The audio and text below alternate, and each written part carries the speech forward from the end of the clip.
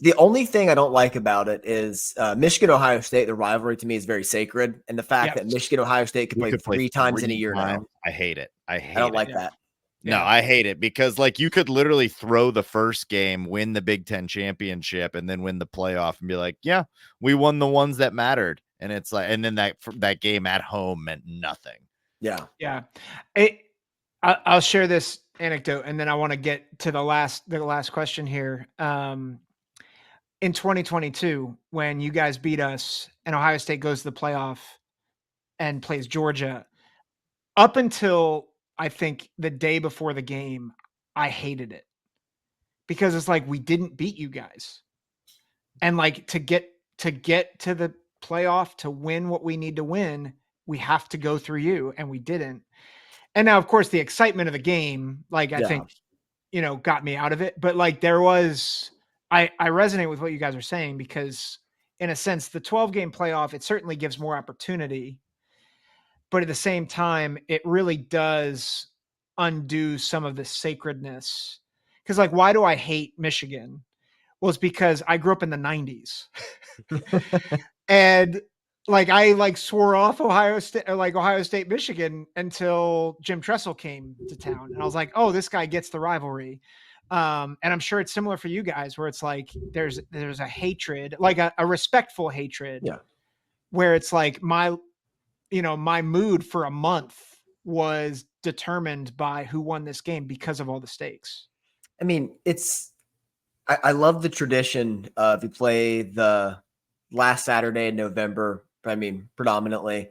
And then if you lose that game, you have to wait 365-ish days until the next. It sucks. It burns. And like, we had to do that for a decade.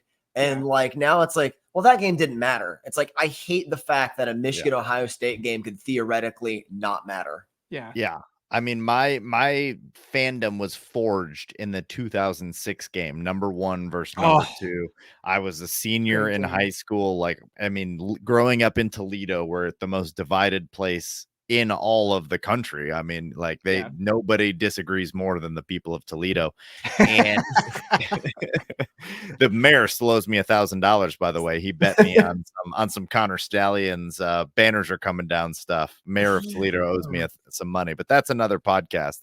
But anyway, in like the 2006 year, we thought we were going to get that rematch, if you remember correctly, because it was they were like, man, it is so clearly Michigan, Ohio State, number 1, number 2. If this is a close game, we might get a rematch. And we got a close game. That was an epic game. It was the game of the century, and we thought we might get it. And instead, what we got was Florida, Ohio State, and Florida kind of like ran Ohio State out of the building.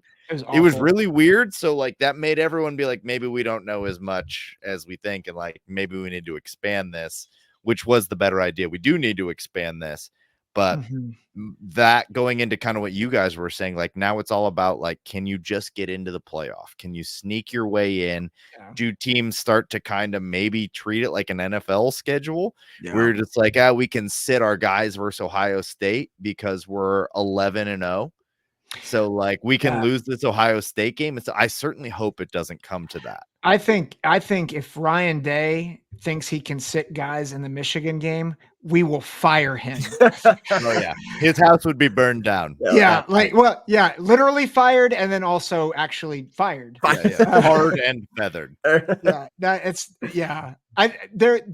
think the fans, at least our generation of fans, I think will keep the sacredness alive. But as things continue to move in that direction, I think you do lose some of the sacredness of it.